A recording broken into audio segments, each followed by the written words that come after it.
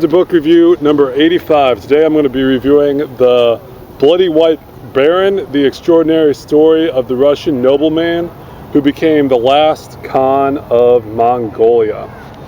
Alright, so what this book is about is it's about Baron Ergen Sternberg. I believe his full name is Maximilian Baron Ernst Sternberg. This is a history book, by the way, that was one of the last like pro-white, pro-monarchy fighters against the communists during the Communist Revolution, and was renowned for his violence, for his ruthlessness, for his crazed ideas of creating a heaven on earth, his apocalyptic tone. Just an overall crazy, violent general, but unlike, say, like a Hitler or something like that, the reason I find him fascinating is because he is kind of an obscure character in history. You know, most people don't know about him. He only ruled Mongolia for really what amounted to about 9 months, and it really wasn't all of Mongolia. It was just sort of the central area of Urga, now known as Ulaanbaatar, the capital of Mongolia. Well, anyway, Baron Ergen Sternberg's life started in Estonia in a wealthy Germanic noble family.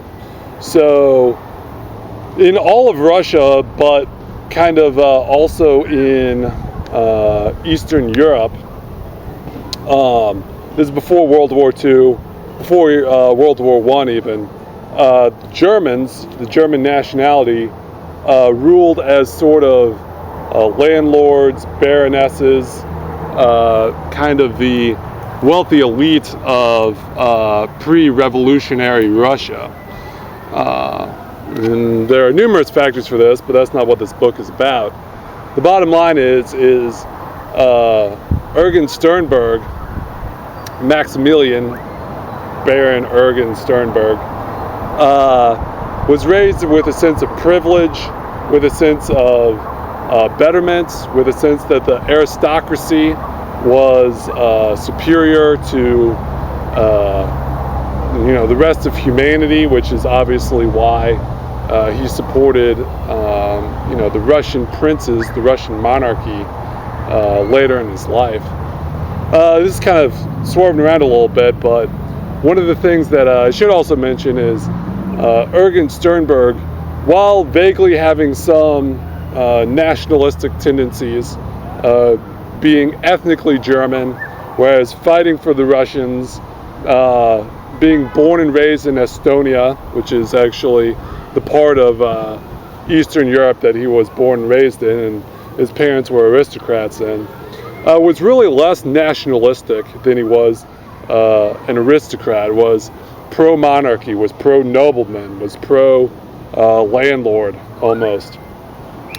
And this really extended in ways that, in sort of very odd ways, of being more inclusive or more, I don't know if you want to say progressive or forward-looking than even many of his other European peers. He saw, Mongolians and Asiatic peoples on an equal par with the white race, so long as they were either supporting the,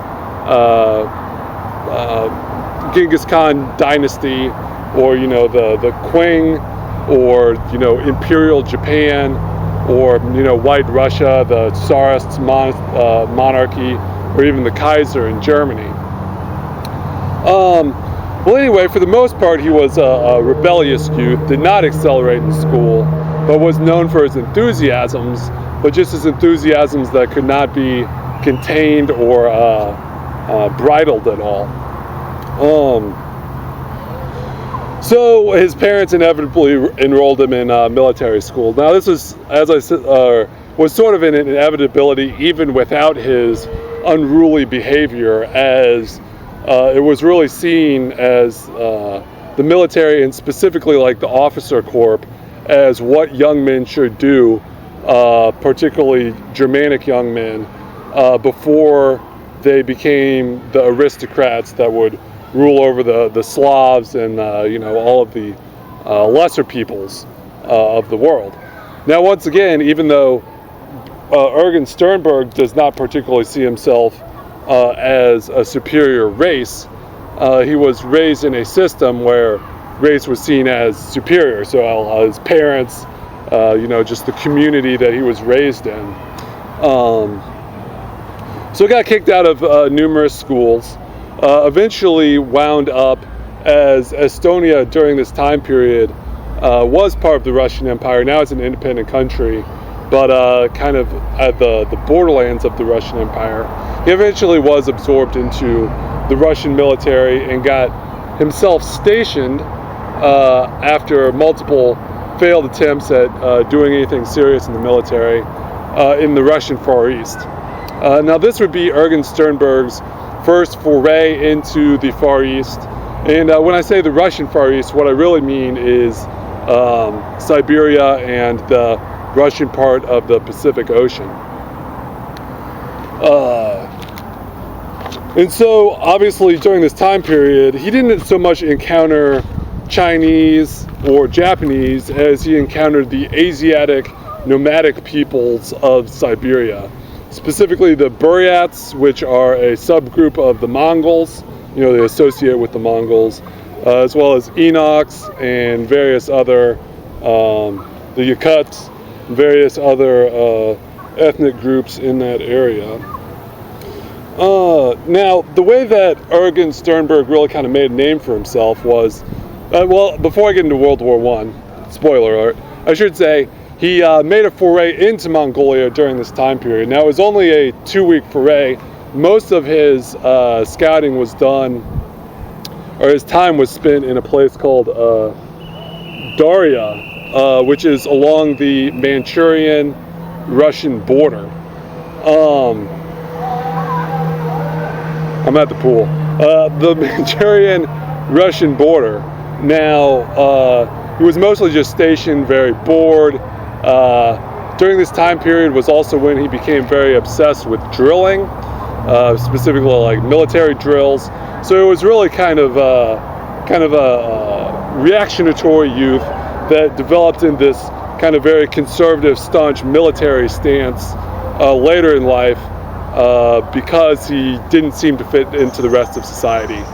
Almost sort of like like a Full Metal Jacket type situation would be a good analogy, but very sort of, he thought he could tame his own wildness, which haunted him for his entire life, through discipline, through military endeavor. But as I said, he visited Mongolia and didn't really do much there, basically just traveled around by himself on horse. The big difference being that this time in Mongolia, these 2 weeks in Mongolia, or I think it might have been a little bit more than that, but the short time in Mongolia during his longer time in the Russian Far East really allowed him to see the nomadic people of Mongolia, and really because he was traveling by himself as sort of a liaisons officer, he was kind of unrestricted. He really saw the freedom of the steppe, the freedom of the plain, if you will. But unfortunately, during this time period, unfortunately for the world, now not unfortunately for Ergen Sternberg. I should also say that in the Far East, this is also when he developed his love of cavalry. Now, he'd always had a love of horses. Oh gosh, I got that announcement thing. He always had a love of cavalry, or love of horses, but it's here that he developed his love of cavalry. Specifically in military endeavor. Now, seeing this in Mongolia, and really during this time period, this is the 1910s, 1915s, around that time period, cavalry as a unit was being antiquated,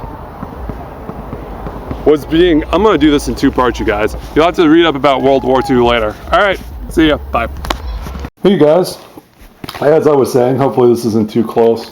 Ergen Sternberg had just had his first foray into Mongolia and Siberia, and at this point was really a relatively unknown. Had been kicked out of multiple military institutions for violence. I mean, there's some irony there, but lack of command and not obeying his commanding officers, all that kind of stuff. But he enjoyed the Far East, with its open spaces, particularly Siberia, Mongolia. But he was unknown and kind of was on the verge of kind of being a military dropout. But like many soldiers, just because you're a bad soldier in a time of peace does not make you a bad soldier in a time of war. What happened during this time period was World War I. Ergen Sternberg went to the Eastern Front, where his skills as a cavalryman, he always loved horses, even before he went to Mongolia, was kind of being surpassed on the battlefield by mechanized, tanks, trucks, all that kind of thing. But the one thing that cavalry, I believe I'm saying that right, could do that, at least at this point, tanks and even some planes, because planes had a very short, range that they could fly through, was kind of to go into rough terrain, deep in enemy lines, like multi-day journeys in areas that weren't roads. So essentially, Ergen Sternberg and his small collective of, 20 men or so would ride their horses way behind enemy lines, mostly not do battles, but do a lot of scouting, kind of figure out the opponents, Germany's defenses, and then report back, and then occasionally, engage in some battles or whatever. But he became so proficient that by the end of the war, he had been promoted multiple times and was considered, a top commander in the White Army. Well, not a top commander, but like a rising star, somebody that was actually of note in the White Army. Now, of course, if you know anything about history, you know that what immediately followed World War I on the Russian front, or the Eastern Front, was the communist revolution in Russia. And so the commander that Ergen Sternberg, this aristocratic kind of a-hole, to put it mildly, the thing he had fought for his entire life, the love of country, was essentially being overthrown by what he called a Jewish conspiracy, by he often mentioned satanic verses, that's who the communists were.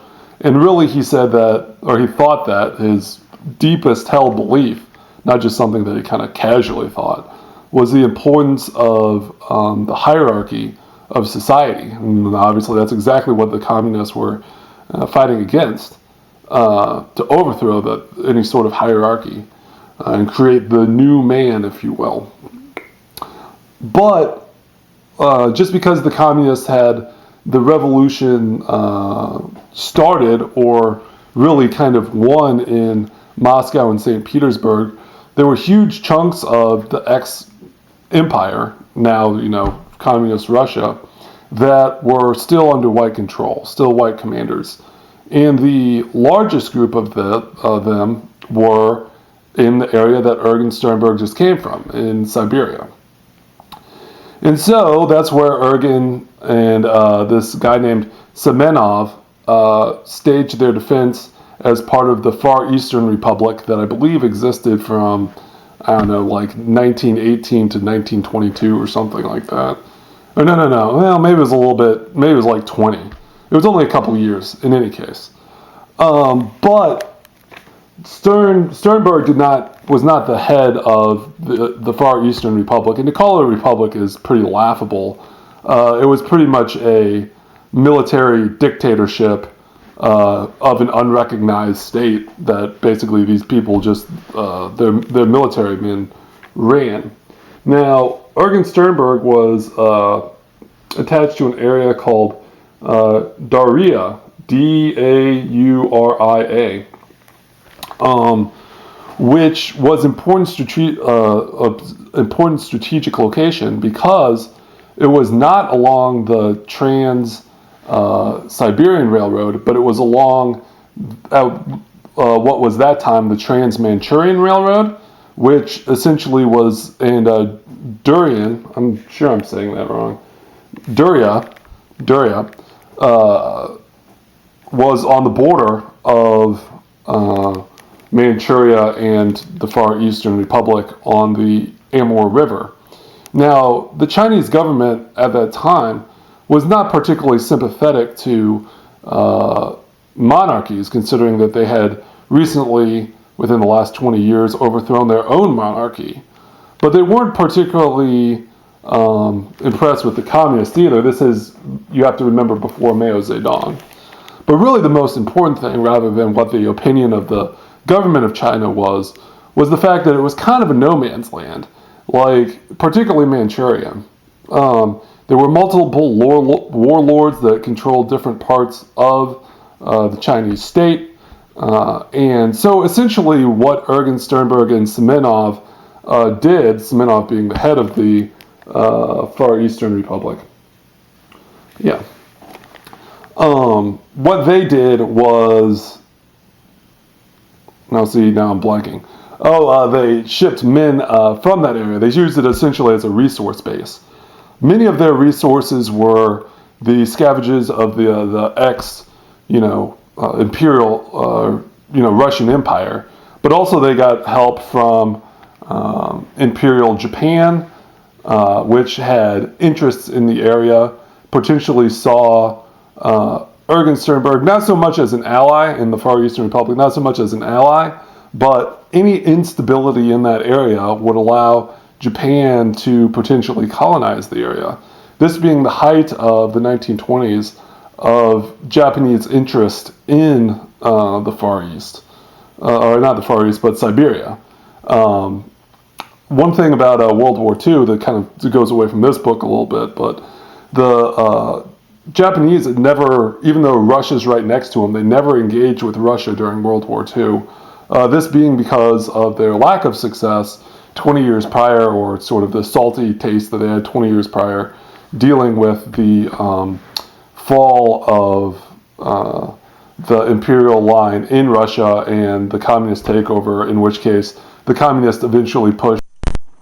As I was saying, Imperial Japan helped Ergen Sternberg out in the Far East Republic, kind of his home territory of Duria. Remember, he was not the head of the Far East Republic, but was actually one of the top commanders at this point in the Republic. And the importance being that he was right on the Manchurian border, which allowed him access to kind of the no man's land of China, where there was nominal rule, but you could kind of engage in a lot of militias and a lot of secondary, non-national type, military engagements there. But eventually, one other group I should mention, excuse me, actually I probably should not do that, is the Czechs sent Czechs that were captured in World War I by the White Russians, and then what eventually became the communists, wanted to get back to their homeland in the Czech Republic. Now, somehow escaping the rule of the communists, they didn't want to go back into the heart of Russia. So what they actually did is that they took the Trans-Siberian as anti-communist, another anti-communist militia that fought the communists, even though they were advancing, fought kind of a retreating type battle, in the hopes that they would eventually reach Vladivostok and be able to catch a steamship all the way around the world back to the mainland part of Europe and back to their homeland. So what we're looking at this point in terms of Ergen Sternberg's army, we're looking at Imperial Japanese that helped, though I will say they were only secondary. I don't know if I mentioned that previously, but it's not like Japan really engaged in a full-on warfare, but they did definitely send troops, send supplies, send help to help the Tsarists in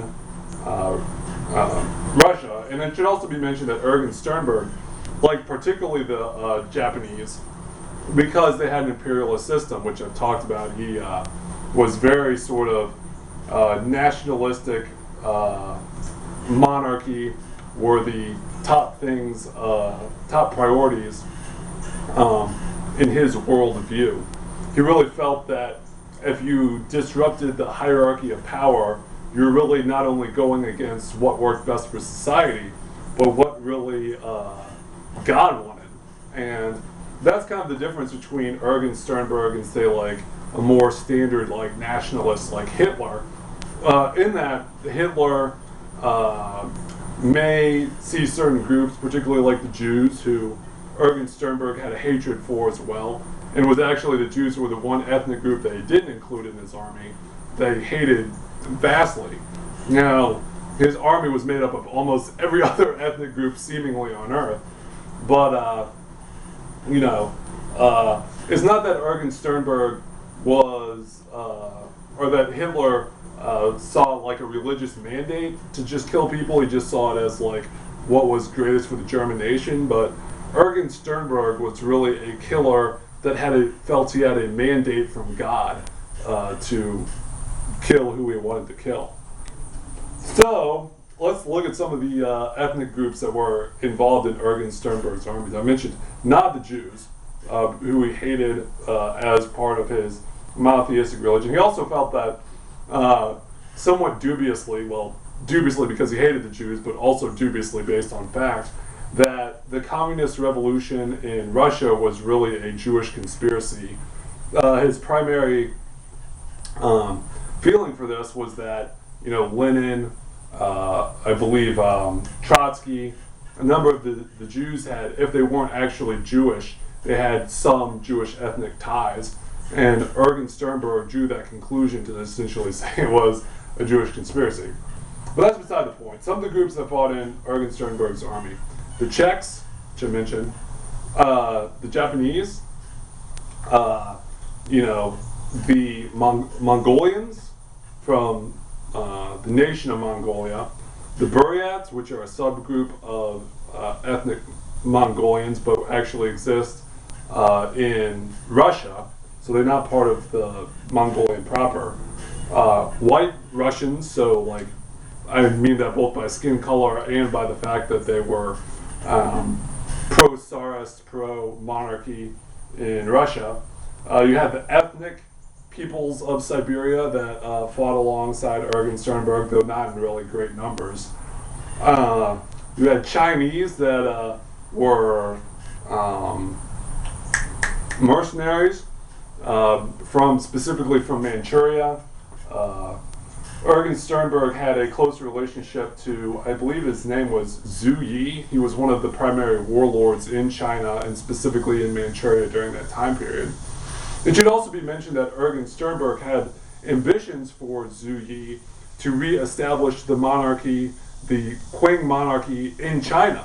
So not only was he wanting to re-establish the monarchy in Russia, he wanted to re-establish it in China, and he also wanted to have a monarchy in Mongolia. So Chinese, Japanese, I think I've listed most of them. Inner Mongolians, who differentiate themselves from regular Mongolians in that they were occupied by China and were actually some of Ergen Sternberg's fiercest fighters, specifically because they were a minority within their own country. Minorities that feel that they've been duped tend to be motivated and fight harder than groups that are merely just, kind of otherwise. I don't know what else to say there.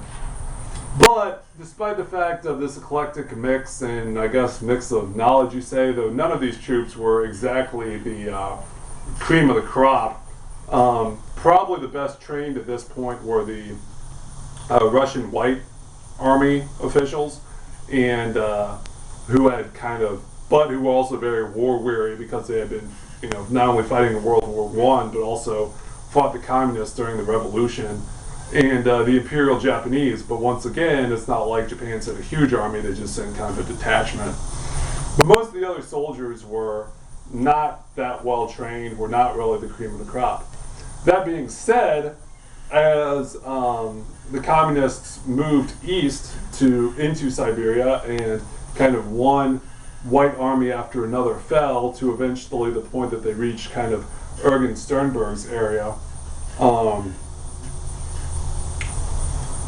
Wow, I kind of lost my train of thought. They eventually reached Ergen Sternberg's area. The one advantage that Ergen Sternberg had was that Siberia and particularly Mongolia were open steppe, and although these people weren't trained in advanced warfare because the land was so wide open, and because the communists really did not have large kind of like mechanized tank regiments at this point, Ergen Sternberg's men could largely be mobile through cavalry, which I said wrong in the previous one too. So that's eventually what happened. I should say that during Ergen Sternberg's time in Duria, he essentially ran the city-state, if you will, which is kind of like a sub-nationality of the Far East Republic, kind of in a medieval king, him being the king, the rest being the ruler, or ruled masses, and pretty much any atrocity went. Now that's not to say that, well, he was pretty sadistic, and there was some sort of vague function there, but it was definitely much more just sort of like a militaristic medieval society that was run for the purpose of the military, not for any sort of function as a government.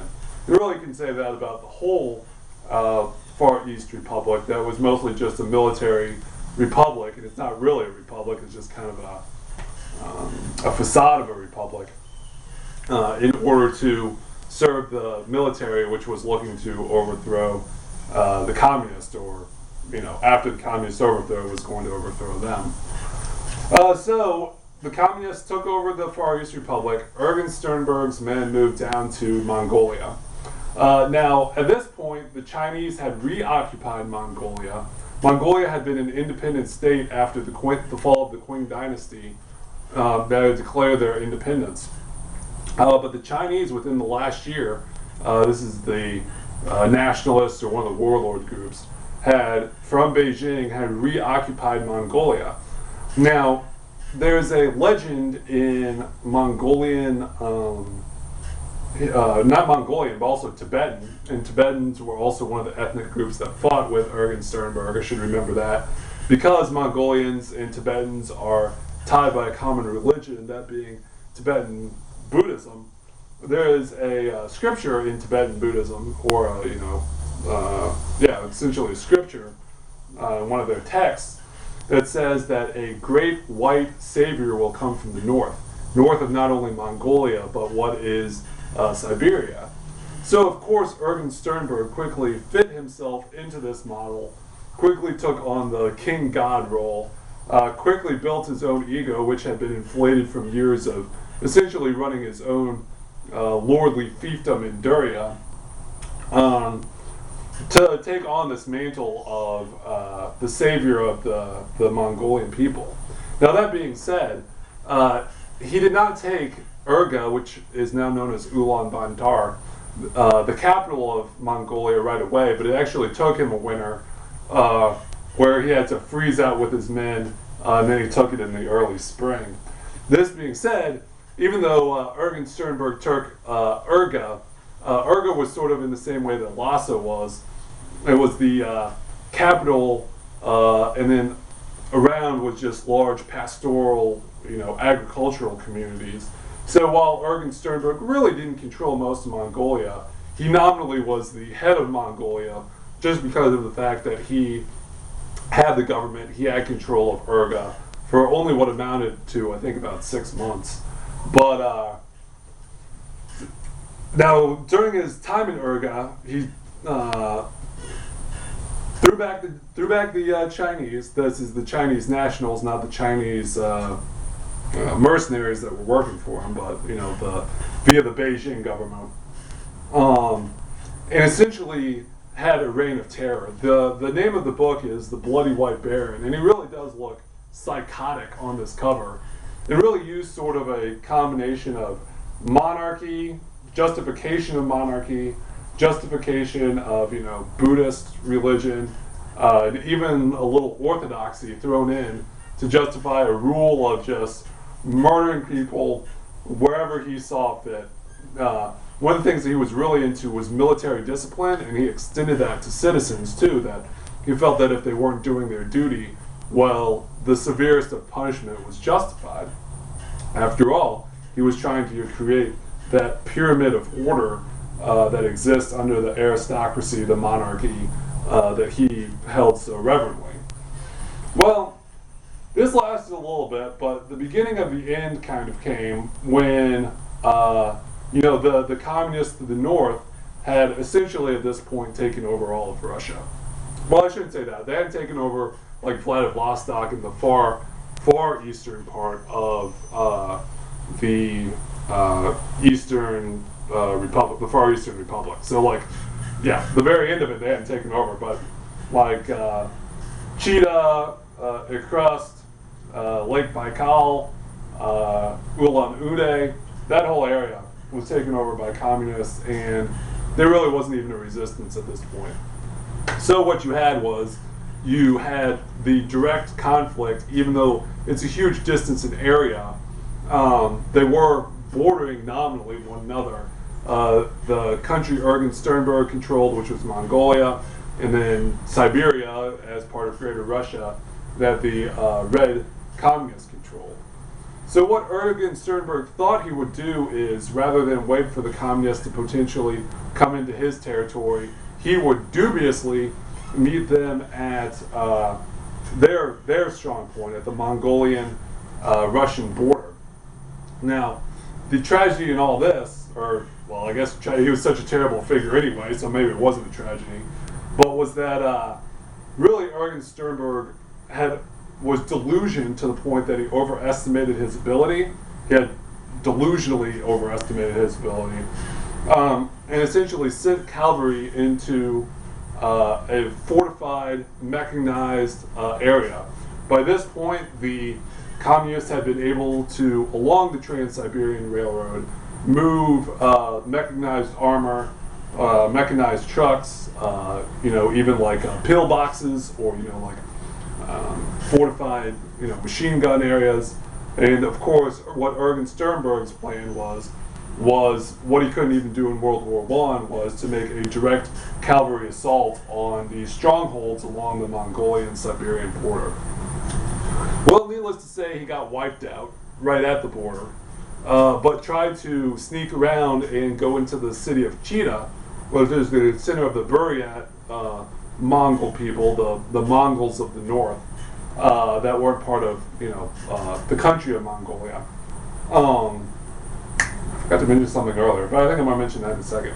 But he went back down. Okay, so he got defeated on the border. Went up north to Chita, was defeated again and again and again, until his army that had started out at 10,000 men, I believe, to 10 or 15,000 men in Urga, was down to just a few thousand men. At which point he had to retreat, lost even more men back into Mongolia proper, and was eventually chased down by the Red Army. Now, the one thing I was going to mention is that I forgot to mention earlier. I'm kind of jumping around a little bit here. So we talked about the monarchy in China. We talked about the monarchy in Japan. We talked about the monarchy in Russia. But outside of the monarchy in Russia, probably the second most important monarchy in Ergen Sternberg's life was the Mongolian monarchy under the Bagh Khan, which was a religious monarchy, the Bagh Khan being the third most important person in Tibetan Buddhism. With that being said, the Bagh Khan was a huge hypocrite, was a huge pleasurist, probably weighed over 300 pounds, drank constantly, womanized, and pretty much did not live any sort of religious or ethical life. But he could kind of merge the nominal or the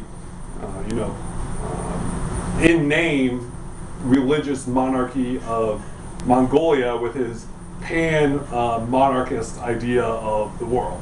Okay, fast forward back to he's already lost in Russia, goes back to Mongolia, captured there, but actually evades capture on his own after he lost most of his army for a long time. At this point, it mentioned in the book, I know I'm going really long here, but I mentioned in the book that he had gone from a, if deranged, somewhat properly dressed, someone that respects authority, to the point where towards the end he was shirt off, blood-stained chest, was wearing skulls around his chest on a big chain, and was just essentially this deranged warrior out on his horse in the wild steppes of Mongolia. So what eventually happens, he gets captured, goes back, he gets captured after he's riding around on his crazed self for a while, gets shipped back to Novosbruk, has a quick trial by the Soviets, who are not exactly known for their fairness in trials, kind of the kangaroo court show trial, but still, he probably deserved to die considering how many people he killed. And Novosbruk, and they hung him, and that was it. That's kind of where the book ends. It kind of, the final part of the book talks a little bit about the legacy and about how, even though the Soviets took over Mongolia and made it the second communist state in the entire world after Russia, after they got rid of Ergen Sternberg. And mentioned, even though the Soviets basically blanketed and destroyed everything in Mongolia, religion, history, culture, even to this day, there are few groups in Mongolia that kind of remember the legacy and even kind of treat Ergen Sternberg as a semi-deity for gaining their independence from the hated Chinese. Well, anyway, this book review has gone really, really long. I hope you enjoyed it. It's over 30, hopefully not quite 40 minutes. So, The Bloody White Baron, the extraordinary story of the Russian nobleman who became the last Khan of Mongolia. Keep checking out the reviews, you guys. All right, I'll see you.